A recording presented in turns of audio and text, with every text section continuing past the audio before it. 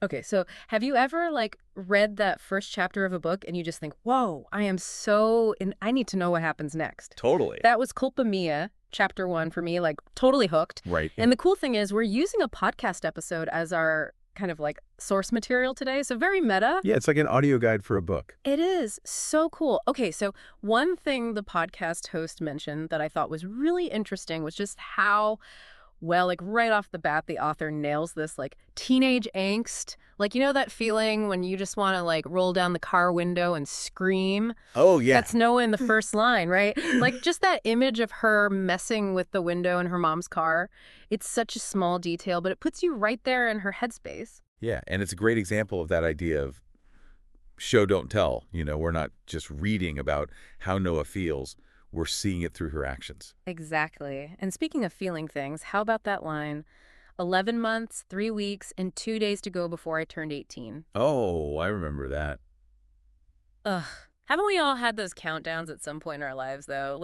Just itching for that next chapter. For sure. And that countdown is clever too, because it's not just telling us how old Noah is, it's also doing what we call foreshadowing, like dropping hints about what's to come. Ooh, I like that. Yeah, it tells us right away that age and that desire for independence are going to be huge theme throughout the book.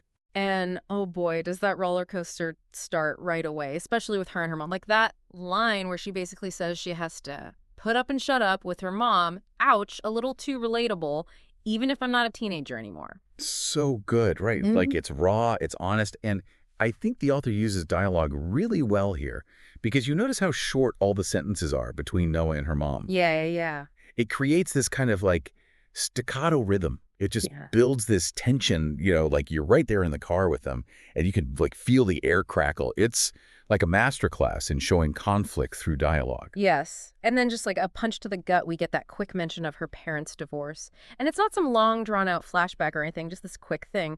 But it's enough to make you realize, okay, this isn't Noah's first experience with upheaval. Right. And that is efficient writing.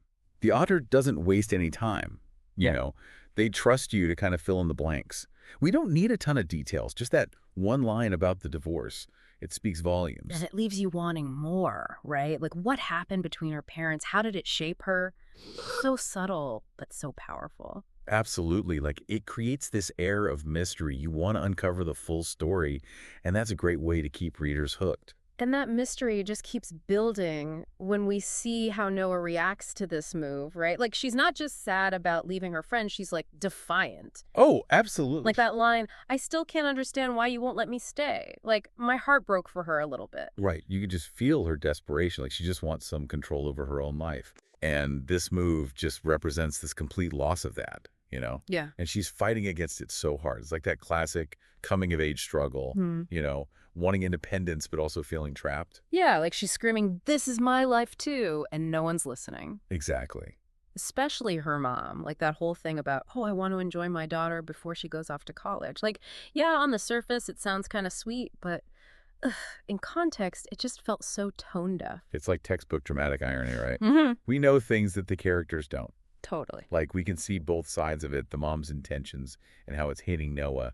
And that just makes it even more heartbreaking. And it's her reaction to that, so perfect, teenager-y. You don't get it, Mom. This is my last year of high school, my whole life. It's just pure emotion. Yeah. You can't fake that kind of rawness. Yeah. Yeah. And it reminds you that even though she's young, her feelings are so valid.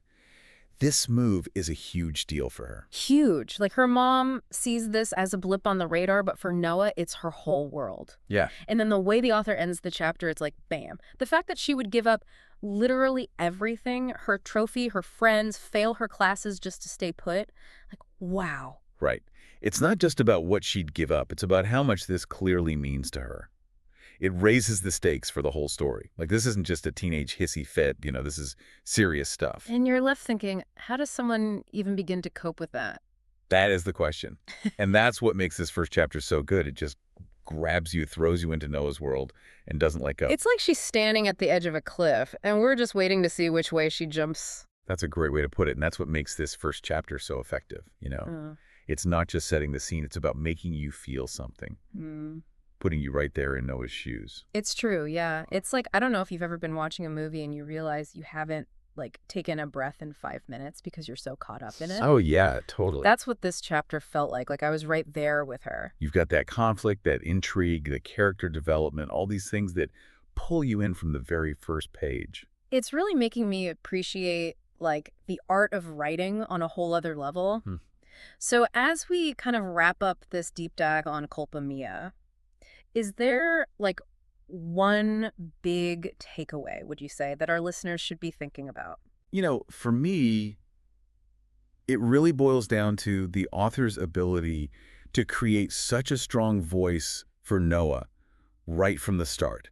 Like, it's one thing to write from a teenager's perspective, but it's another thing entirely to make it feel so real, so authentic. You really feel her frustration and her anger. And to do that in just a few pages, that's not easy. Absolutely. And it makes you think, if this is just the beginning, where does she go from here, right? Like, how does she even start to deal with all of this? That's the million-dollar question. Right. And I, for one, cannot wait to find out. It's amazing what we can unpack from just one chapter. I know, right? And we've only just scratched the surface. Exactly. Oh, But that's all the time we have for today. So until next time, keep those pages turning.